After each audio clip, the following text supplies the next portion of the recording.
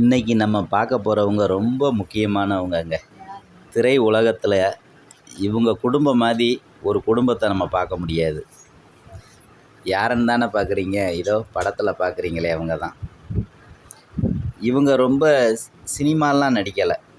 என்னையா போட்டால காட்டுற நடிகர்களாக இருக்காங்க, பெரிய நடிகர்கள், நடிக்கலைன்னு சொல்கிறியேன்னு கேட்பீங்க. ஆமாங்க, சினிமா துறைன்னு சொன்னாலே அதை சொல்லவே வேண்டாம். பிரபலியங்கள் வெளியே நடமாடவே முடியாது.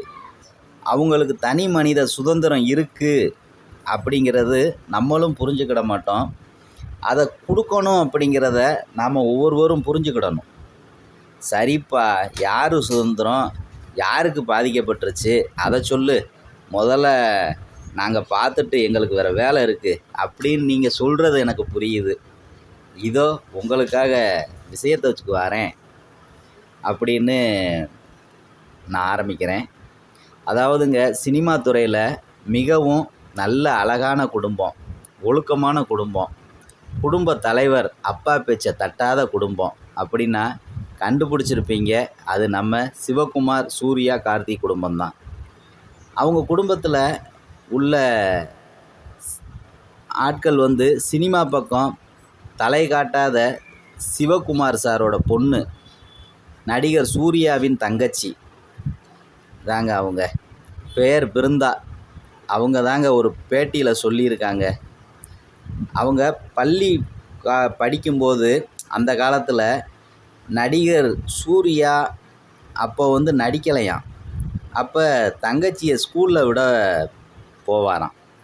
அப்போ கூட படிக்கிற பிள்ளைங்க, உங்கள் அண்ணன் அழகாக இருக்காருன்னு சொல்லி, ஏண்டி உங்கள் வீட்டுக்கு நாங்களும் வரலாமான்னு கேட்பாங்களாம், அப்படின்னு தொந்தரவு செய்வாங்களாம்.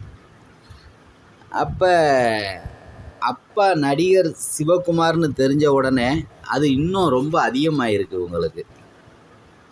அப்போ அந்த காலகட்டத்தில் பள்ளி படிப்பை முடிச்சுட்டு இவங்க கல்லூரி படிப்புக்கு போயிருக்காங்க. அப்போ அவங்க தன்னோட குடும்பம் பிரபல்யமான விஷயத்தை வெளியே சொல்ல மாட்டாங்களாம். சொன்னால் தொந்தரவுகள் வருது அப்படின்னு. என்னங்க, தன் குடும்பத்தோட பெருமையை கூட வெளியே பகிர முடியாத நிலைமைனா எவ்வளவு கஷ்டம் யோசிச்சு பாருங்களேன். இந்த சாதாரணமாக நம்ம வீட்டில் ஏதோ ஒரு விஷயம் நடந்துட்டு அதை போய் நம்ம பெருமையாக பேசுவோம். ஆனால் இவங்களுக்கு அந்த சின்ன சந்தோஷம் கூட அனுபவிக்க முடியலை.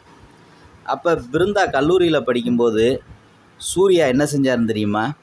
பூவே பூவே பூவேன்னு அந்த பாடலுக்கு திரையில் பெரிய ஹீரோ ஆகிட்டாருங்க. இந்த பாட்டை கேட்காத ஒரு தமிழன் கூட இருக்க முடியாது. ஆனால் எங்கள் அண்ணன் அப்படின்னு கொண்டாட முடியலை பிருந்தாவால். என்னங்க வாழ்க்கைன்னு வெறுத்துட்டேன் அப்படின்னு அவங்க சொல்கிறாங்க. ஒரு முறை கல்லூரி தோழிங்க பேசும்போது, உங்கள் வீடு எங்கே இருக்குது அப்படின்னு பிருந்தா கிட்ட கேட்டிருக்காங்க. அதுக்கு அவங்க யோசிக்காமல் டி நகர், கிருஷ்ணா ஸ்ட்ரீட்டுன்னு சொல்லிட்டாங்க. ஏடி, அங்கே தாண்டி நடிகர் சூர்யா வீடு இருக்குது, பார்த்துருக்கியா, பேசியிருக்கியா அப்படின்னு ஆரம்பிச்சிட்டாங்க. ஏ, நீ கொடுத்து வச்சபடி வேறு மீனிங்கில் பேச ஆரம்பிச்சிட்டாங்களாம். அப்போ இவங்க, ஏடி அவர் என் அண்ணன் மாதிரின்னு சொல்லி அங்கேருந்து நழுவியிருக்காங்க. அப்படி பல நாட்கள் நடந்திருக்குன்னு சொல்கிறாங்க. அது மட்டும் இல்லை, குடும்பத்தோட சந்தோஷமாக எங்கேயும் போக முடியாது. எனக்குன்னு இருந்த பல சந்தோஷங்களை தான் இழந்துட்டதா சொல்லி இப்போ வேதனைப்படுறாங்க. உண்மைதாங்க, சில விஷயம் கேட்க செய்தியாக இருந்தாலும் அனுபவிச்சாதான் அதோட வலியும் வேதனையும் புரியும். இவங்க சொன்னதில் மிகவும் முக்கியமானது செய்தியாளரை பார்த்து கேட்டது. உங்கள் அப்பா அண்ணன் வேலைக்கு போனால் எப்போ வீட்டுக்கு வருவாங்கன்னு செய்தியாளர்கிட்ட பிருந்தா கேட்குறாங்க, சிவகுமாரோட மக. அதுக்கு செய்தியாளர் என்ன சொன்னோம் தெரியுமா? காலையில் வேலைக்கு போயிட்டு நாங்கள் மாலையில் வீட்டுக்கு வந்துடுவோன்னு சொன்னோம். அதுக்கு பிருந்தா என்ன சொன்னாங்க தெரியுமா? எங்கள் அப்பா அண்ணன் வேலைக்கு போனால் வீட்டுக்கு வர மாத கணக்காகும்னு சொன்னாங்க. அதை கேட்கும்போது நமக்கே ரொம்ப கவலையாக இருந்துச்சு. அவங்க கண்ணில் உள்ள பாசம், ஏக்கம் நமக்கு புரிஞ்சுதுங்க.